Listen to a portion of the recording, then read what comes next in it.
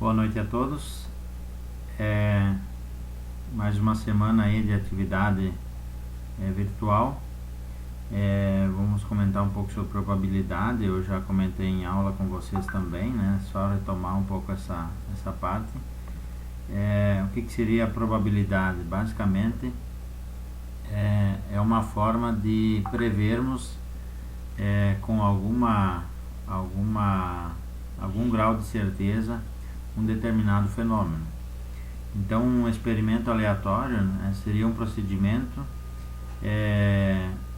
que, ao ser repetido sob as mesmas condições, pode fornecer resultados diferentes. Então, um exemplo clássico aí que eu dou para vocês é se a gente for coletar 30 amostras aí dentro de uma lavoura, né, para fazer uma avaliação de qual é a produtividade, né?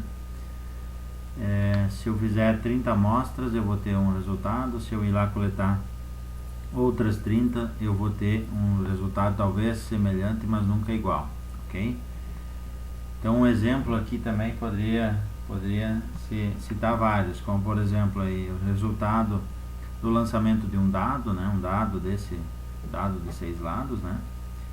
Hábito de fumar de um estudante sorteado em sala de aula, condições climáticas no próximo domingo, taxa de inflação no próximo mês, tipo sanguíneo de habitantes escolhidos ao acaso. Então, todos esses exemplos aqui são modelos de experimento aleatório, ok? E o que seria o espaço amostral de um conjunto? Basicamente seria todos os resultados possíveis de um experimento aleatório. Então vou me atentar aqui ao experimento de um dado. Qual que seria o resultado possível de ser alcançado? Se eu lançasse um dado, independente de quantas vezes, é possível eu obter o número 1, 2, 3, 4, 5 e 6. Então são todas as possibilidades que eu tenho dentro de um exemplo de lançamento de dados, ok? Outra situação, né, são os eventos, são os conjuntos dentro do espaço amostral. Então, esse símbolo aqui denota quando o conjunto é vazio, ou seja, um evento impossível. O que seria um evento impossível dentro de um lançamento de dados? Eu obter o número 7, porque não existe o número 7, então esse é um evento impossível. E os eventos certos são aqueles que são possíveis de ser alcançados. Então, o exemplo do lançamento de dados, né, nós temos aí o espaço amostral que é de 1 a 6, certo? E aí nós podemos criar alguns eventos. Quais seriam esses eventos, né? Por exemplo, sair faces pares. Então, dentro desse conjunto do universo de possibilidades que eu tenho dentro do lançamento, eu separo somente os que são par. Então eu teria a opção do 2, 4 e 6. Mesma coisa ímpar. Então ímpar seria 1, 3 e 5, né? Sair face maior que 3, então 4, 5 e 6. Sair face 1, então só tem 1. Então são os eventos possíveis de serem extraídos dentro de um universo de possibilidades, ok?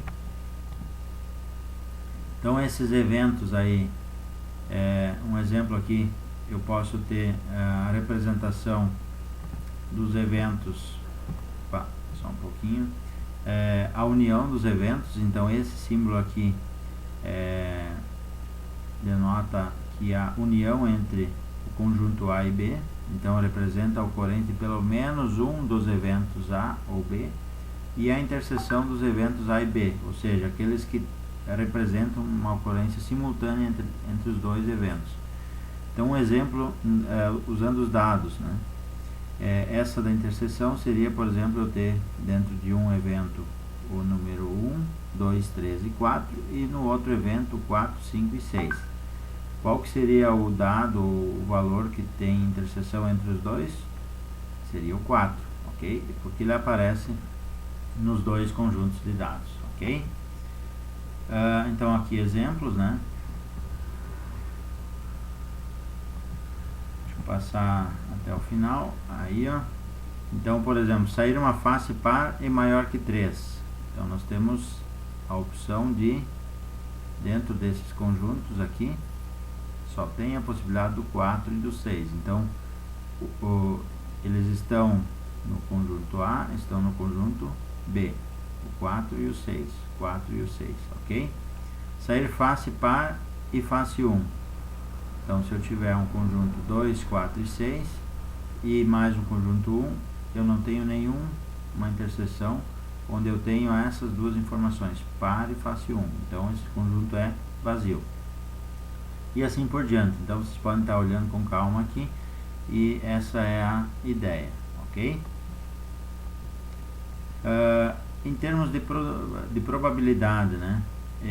Como a gente vai calcular isso? É uma medida da incerteza associada aos resultados do experimento aleatório.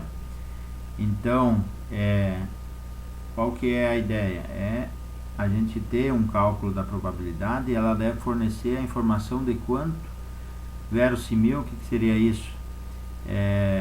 Quanto próximo o que eu estou calculando daquilo que de fato é realidade, aquele evento está. Então, como atribuir probabilidade aos elementos do espaço amostral? Vamos ver que não é tão difícil assim. Existem duas abordagens possíveis, uma delas é frequência de ocorrência, outra é suposições teóricas. Então, vamos ver que é bem simples essa questão. Em relação às frequências de ocorrência, o experimento aleatório é repetido N vezes. Então, por exemplo, se eu jogar 100 vezes um dado, né, e eu tenho 3 possibilidades, lógico que a frequência de ocorrência eu posso obter pela frequência relativa de cada resultado que ocorre. Então, para um número grande de realizações, a frequência relativa vai se aproximar muito da probabilidade. Então, é mais ou menos por aqui que a gente vai trabalhar a curva normal padrão. Quanto maior o valor da amostra, mais preciso vai ser, mais provável que eu esteja acertando na minha estimativa do valor real da população. E existem as suposições teóricas. Por exemplo, o lançamento de um dado, admite-se que o dado é perfeitamente equilibrado, ou seja, não existe vício em um dos lados. E aí cada face tem a chance, 1/6 de chance de aparecer, ou seja, se eu jogar 6 vezes o dado, cada lado tem uma chance de cair. Vai acontecer? Provavelmente não. Quanto mais vezes eu jogar, mais próximo a essa suposição teórica eu vou chegar, ok? Então, pessoal, essa é uma parte bem básica assim que eu estou passando para vocês. Não quero que vocês se preocupem tanto assim, principalmente nessa parte dos conjuntos aqui, principalmente essa parte, porque a gente vai utilizar esses conceitos mais para frente em exemplos e vocês vão perceber que não é tão difícil assim, ok?